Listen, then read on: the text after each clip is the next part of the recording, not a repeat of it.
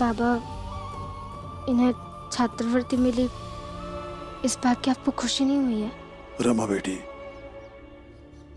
भीम की पढ़ाई का उद्देश्य कुछ और है, पर मुझे ऐसा लगता है कि ये छात्रवृत्ति भीम को उसके उद्देश्य से कहीं और लेकर जा रही है। बाबा,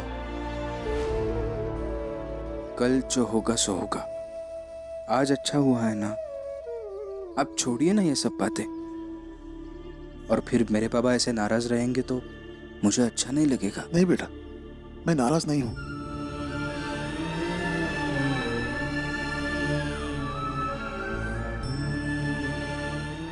नाराज नहीं हूं,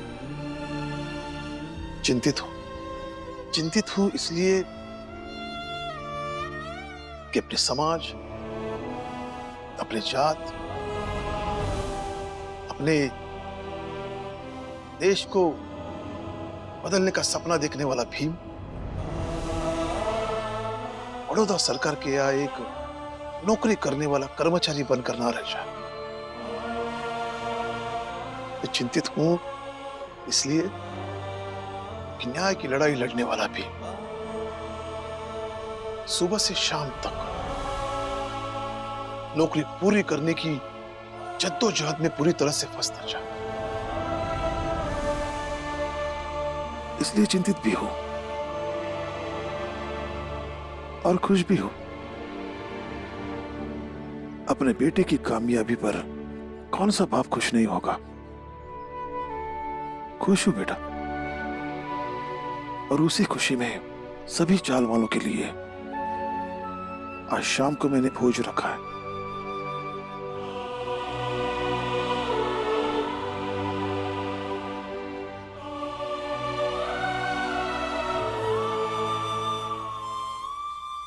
भीम बेटा, मुझे पता है तुम्हारे बाबा बहुत खुश हैं। उनका ये जो गुस्सा है ना, बस थोड़े क्षण का है। तुम दोनों परेशान मत हो। हाँ, मैं देखता हूँ वो शाम के भोज की तैयारी वगैरह करनी है ना, और तुम लोग भी तैयार हो जाओ। हाँ,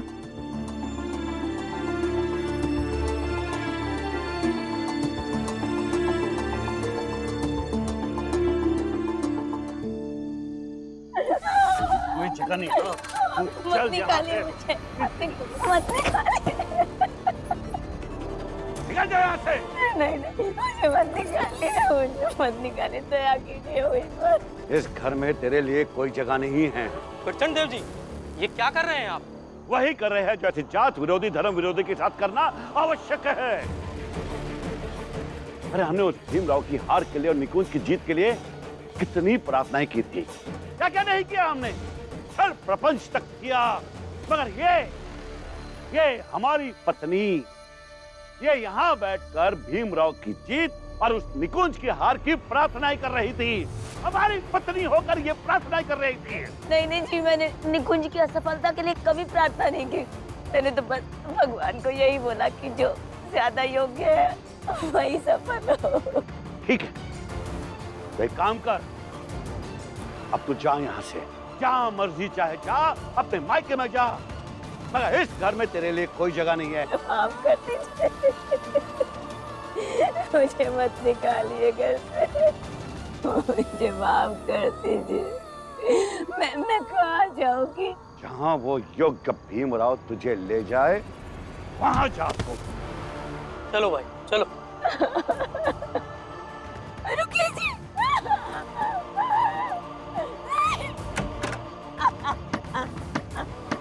दरवाजा खोलिए, मैं कहाँ जाऊंगी इतनी रात को?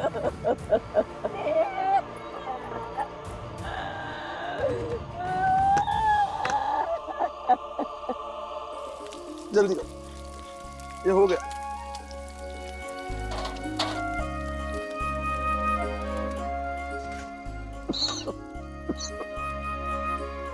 राम जी, प्रणाम। सारी तैयारी हो चुकी? जी गुरुजी, आपकी राह देख रहा था। नंदू, मनोहर, जल्दी जल्दी करो। जोगू भाऊ, जनार्दन भाऊ, आइए। रितेश भाऊ, आइए आइए। भीम बेटा आ जाओ। दीपक, जल्दी जल्दी कर। गुरुजी, नमस्ते। प्रणाम।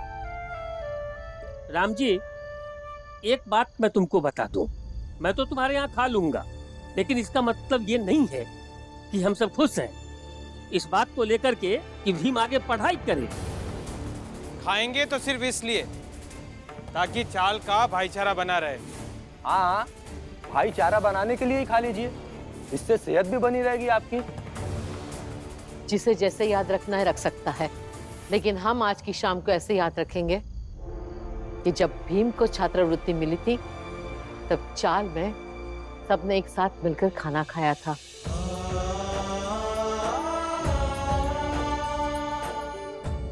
हाँ ठीक है, खाने की तैयारी करते हैं। आइए आइए आइए। वैसे आज बाबा ने आपकी पढ़ाई शुरू होने के उपलक्ष्य में भोज दिया, वैसे ही जब आपकी स्नातक तक की पढ़ाई पूरी हो जाएगी तब मैं सबको भोज दूंगी। ठीक है।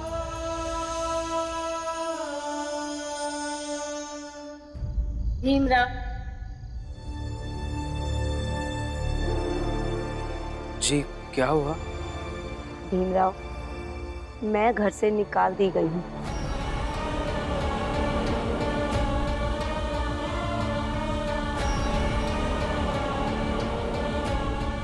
और मैं हमेशा हमेशा के लिए बंबई छोड़कर जा रही हूँ।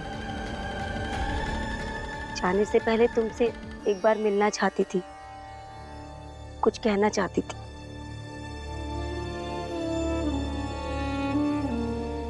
पता है भीम, मेरी कोई संतान नहीं है, लेकिन जब भी तुम्हें देखती हूँ ना, तो मुझे ऐसा लगता है कि अगर मेरी कोई संतान होती तो उसे मैं बिल्कुल तुम्हारी तरह बनाती। दृढ़, अडिग, निडर।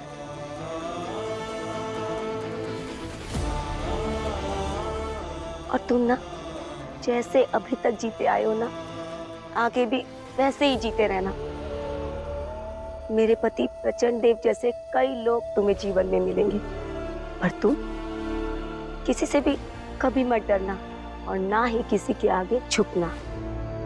लो देख लो, इस भीम के चक्कर में एक और जिंदगी बर्बाद हो गई। नहीं जनार्दन, बर्बाद नहीं, बल्कि भीम का प्रभाव जिस पर भी पड़ जाता है उसे सत्य की पहचान हो जाती है। वो सही गलत में फर्क कर पाता है,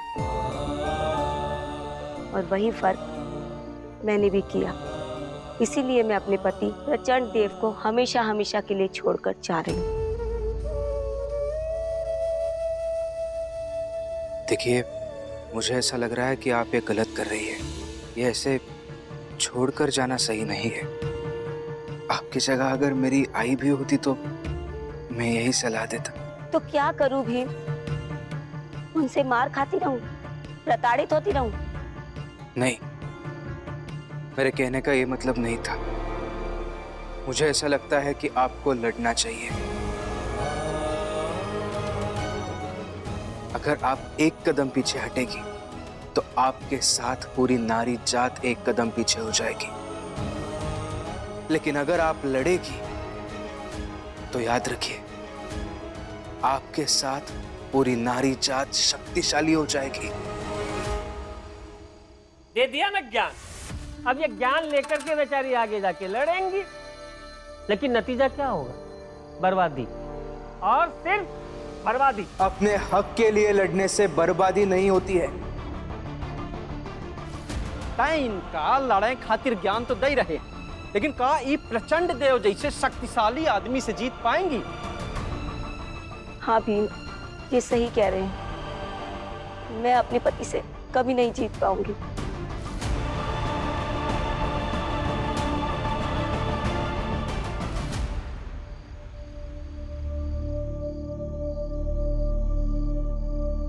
देखिए काकी, कोई भी लड़ाई सिर्फ जीतने या हारने के लिए नहीं लड़नी चाहिए,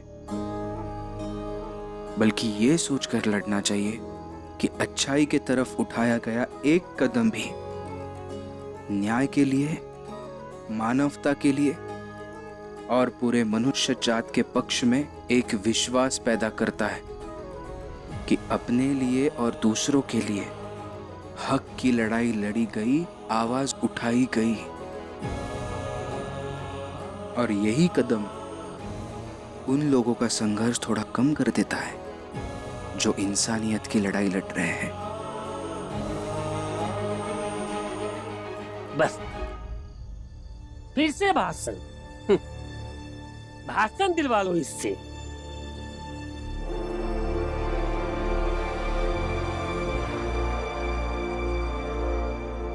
मैं लड़ूंगी भीमराव।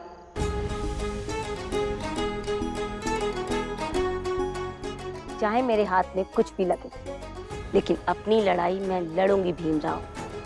मैं जरूर लड़ूंगी।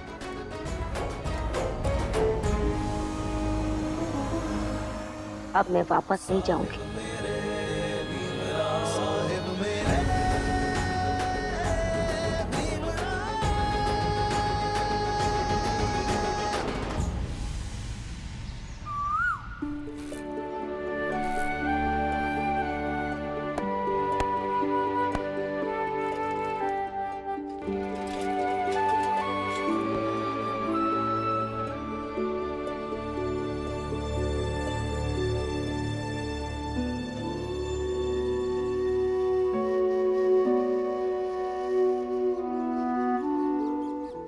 भीम बेटा, आज से तुम हाई स्कूल की पढ़ाई शुरू करने जा रहे हो। और हर बार की तरह जब तुम नई कक्षा में पढ़ाई करते हो तो मैं तुम्हें शगुन के तौर पर एक कलम देता। ये लो, रख लो।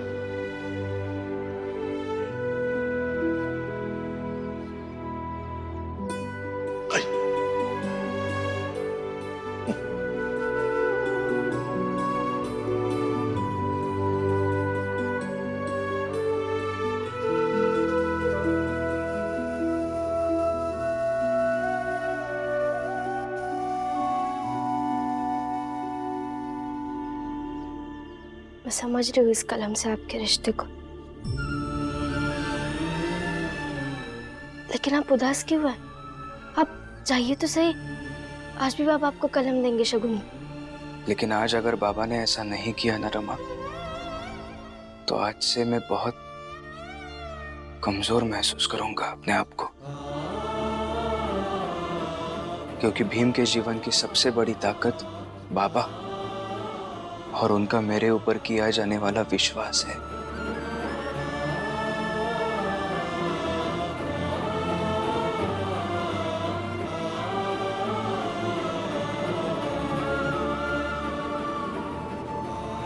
चलता हूं।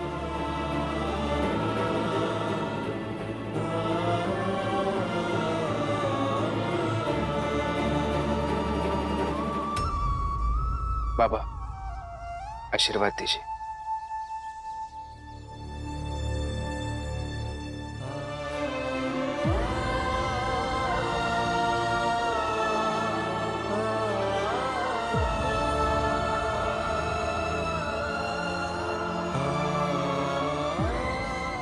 पापा, शगुन वाली कलम दे दीजिए।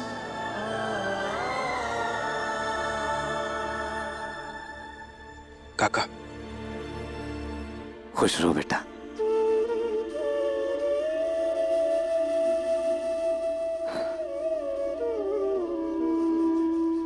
भीम बेटा, ये कलम रख लो। मुझे पता है कि तुम्हारे बाबा तुम्हें हर साल शगुन के रूप में ही कलम देते हैं,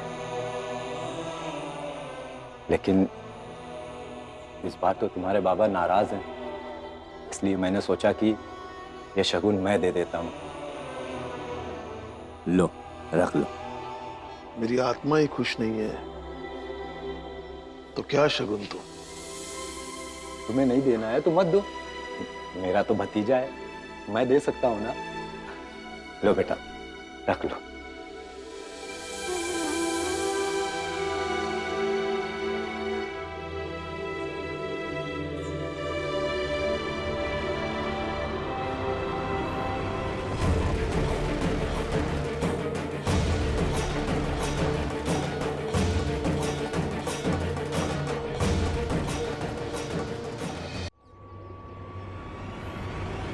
इनकी दी हुई कलम को खुद की बताकर ज्यादा शातिर बनने की कोशिश कर रहे हो?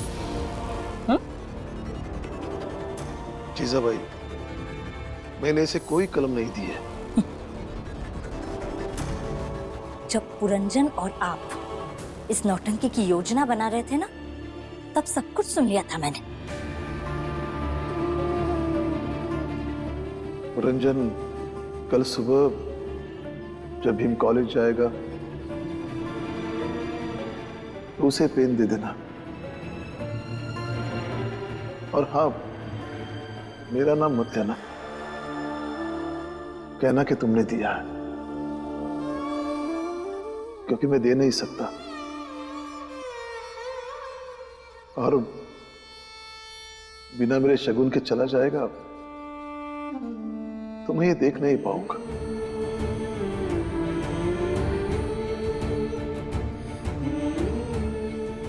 लो,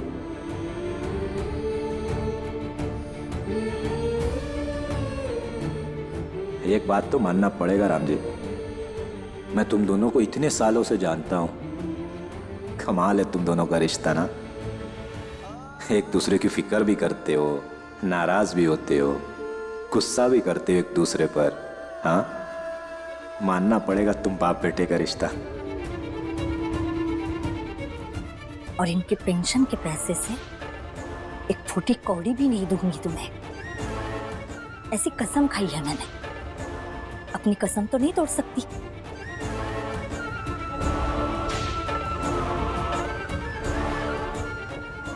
मेरे बाबा के दिल में क्या है ये पता चल गया मुझे।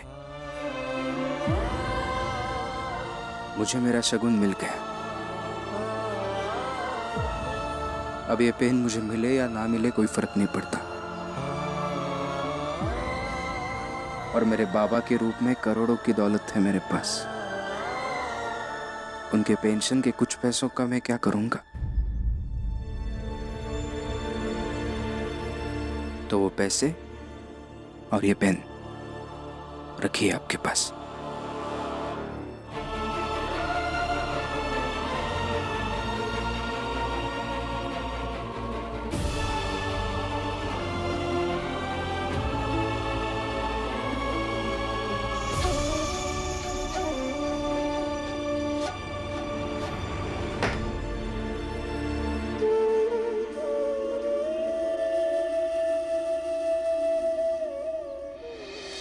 क्या हुआ? बहुत हैरानी हो रही है। भीम के साथ साथ मेरी भी नई शुरुआत है ये, और अपनी लड़ाई मैं खुद लड़ूंगी। मतलब उस भीमराव ने तेरे अंदर ताकत की चाबी भर दी, और तू क्रांतिवीर बनकर आ गई है। सुन, ज्यादा मत बोल वरना यहीं पर निपटा देंगे। निपटा दीजिए, लेकिन अगर मुझे कुछ हुआ तो आप सब पर मुकदमा चलेगा।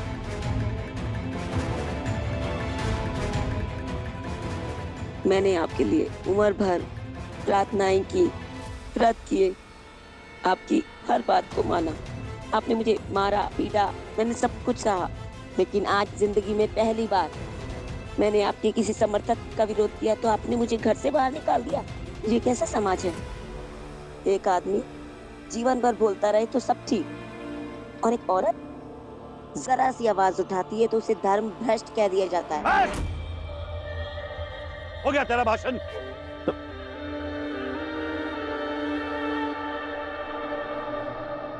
ट्रेन छूट जाएगी तेरी, चल जा। नहीं, मैं कहीं नहीं जाऊंगी। हमारी मर्जी के खिलाफ हमारे घर में घुसेगी? नहीं, ये आपकी गलतफहमी है। मैं अब इस घर में तभी जाऊंगी जब आप मुझे अंदर लेकर जाएंगे। तब तक मैं उस चौक पर ही रहूंगी जहां आकर आप चाय नाश्ता करते हैं, और वहीं बैठी रहूंगी दिन रात। देखती हूँ आप कब तक मुझे लेने नहीं आएंगे। ऐसा कुछ नहीं होगा। होगा, जरूर होगा, क्योंकि भीम ये कहता है कि अच्छी नियत से लड़ी गई लड़ाई की हमेशा जीत होती है, और मुझे पूरा विश्वास है कि मेरी भी जीत जरूर होगी।